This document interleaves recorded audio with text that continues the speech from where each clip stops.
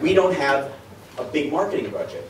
So the way we do it in America is we use the students. The students work very closely with the fair trade movement to go into the coffee shops and demand fair trade, to have fair trade events on their campus, to ask for the campus to use fair trade. We supply fair trade coffee to a lot of universities, and not just the cafe, but the dining hall, all the dining services. It's a very powerful force. So I urge the students to get really creatively involved and help the fair traders to become more effective in Taiwan. And it would be very satisfying for you. Okay?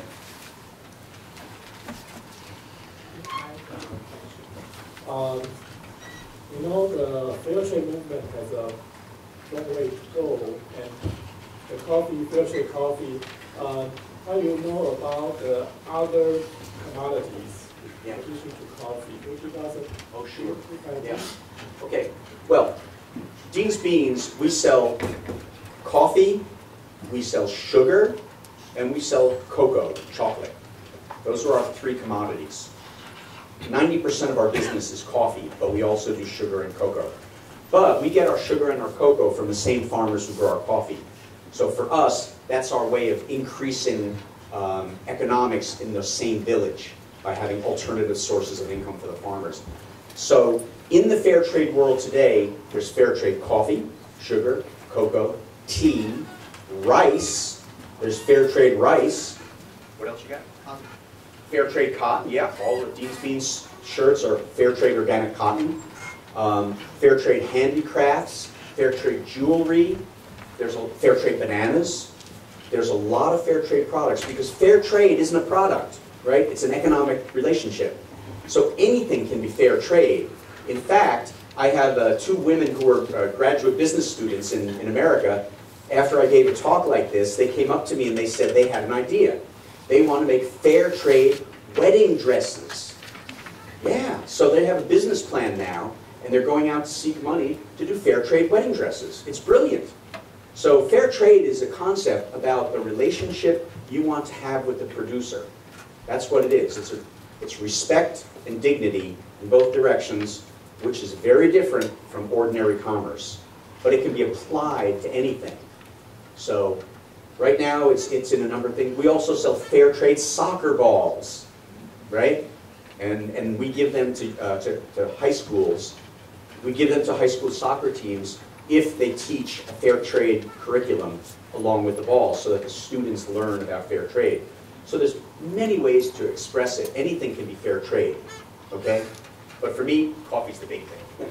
Can I ask you a question? Because I'm just asking students to support you in your Fridays with shopping Starbucks.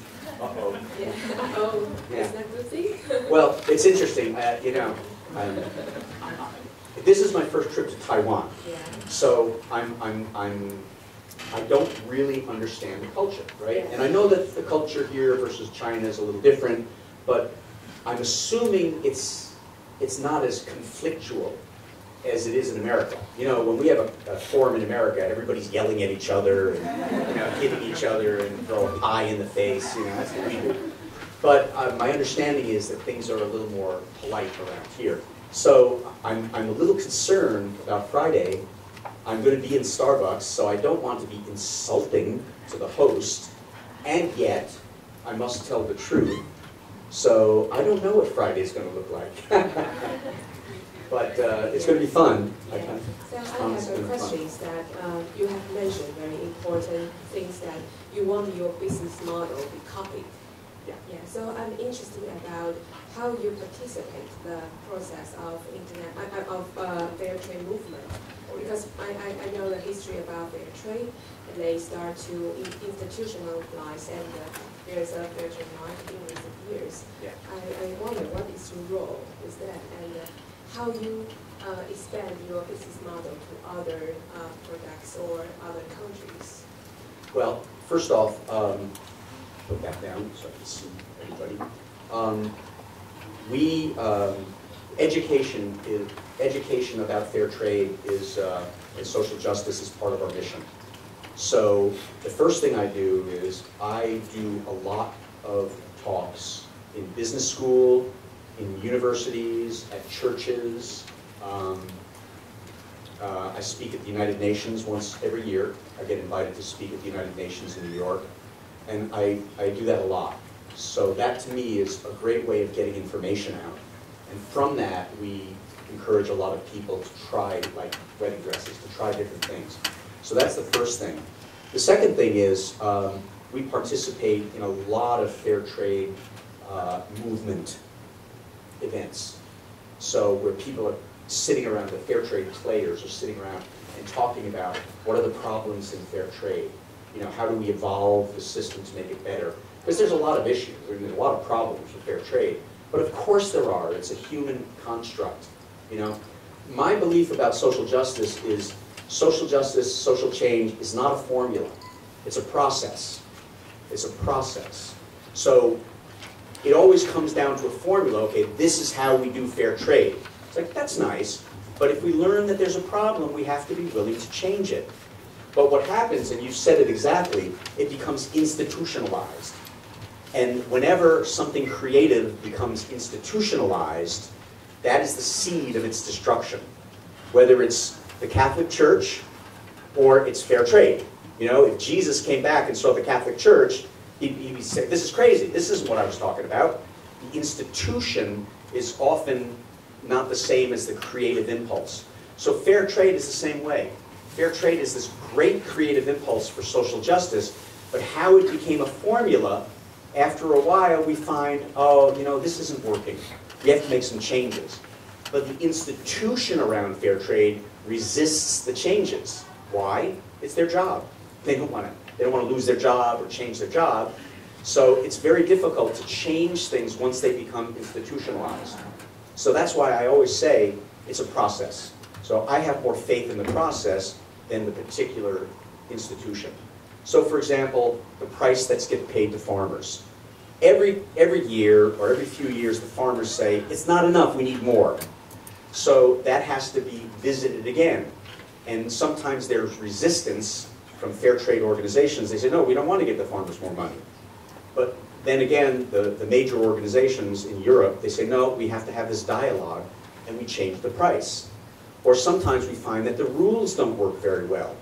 For example, to become a cooperative on the Fair Trade Registry, you have to be inspected by the International Fair Trade people. The problem is they don't have enough resources.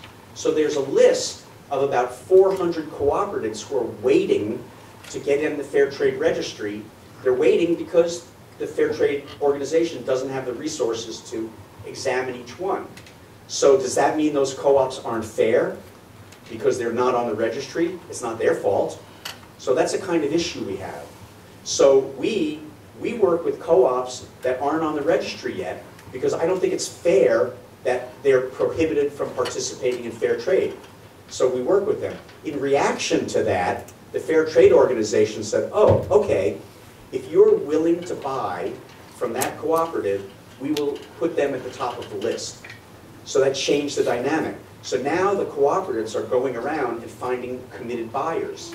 And if they find a buyer who's willing to sign a contract, then they take that contract to the Fair Trade Organization, and the Fair Trade Organization will immediately look at them so they can get on the list quicker. So that's one way that the fair trade has responded to the needs, to the realities of trade. So it's always a situation, a dynamic situation. And that's why I say you cannot ultimately rely on a formula, because formulas are static. And everything in business and social change is always changing. And we must always be open in our heads and in our hearts to that change. Okay? How's that? Good. So that's why, by the way, you know, when people come along and say, well, I'm going to do the direct trade thing, it's like, good. As long as you're honest about it. It's not what I do, but go ahead.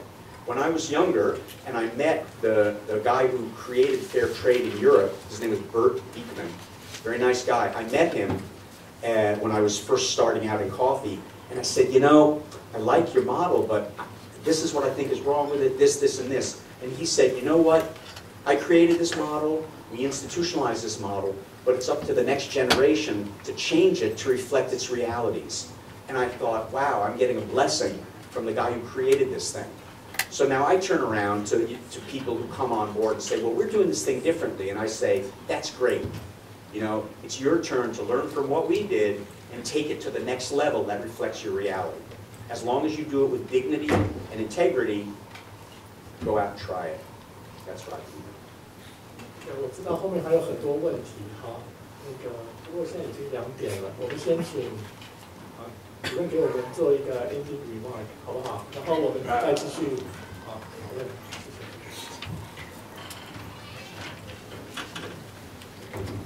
So we appreciate Dean's speech. It was a nice speech, wonderful speech, and from then we learn more about the fair trade. And although Dean's emphasized what he did as a matter of business, I want to rather say it's also a matter of ethic, moral, and that's the last criteria to tell what is fair trade and what is fair trade. And some of our students now want to promote the fair trade in campus. And I hope that you have more time for them, I mean, after this meeting. And thanks also Ms. Yu, yes. And I hope to announce again on Friday, and we can call this argument between Dean's Coffee, Dean's Beans, and Starbucks. And in these things, we have a clear position to support Mr. Cycon, Dean Cycon. So I hope and I urge everyone can go there. Where is the activity? Okay. I think Nate has the address. Okay. Starbucks. Okay, later, later can give us the information. And I hope everyone can go there and, to hear the not the struggle, not fight, just peaceful opinion exchange. Sharing, okay. So it's time for the end. And we thank Mr. Cycon again and give him a big applause. Okay, and thank you very much.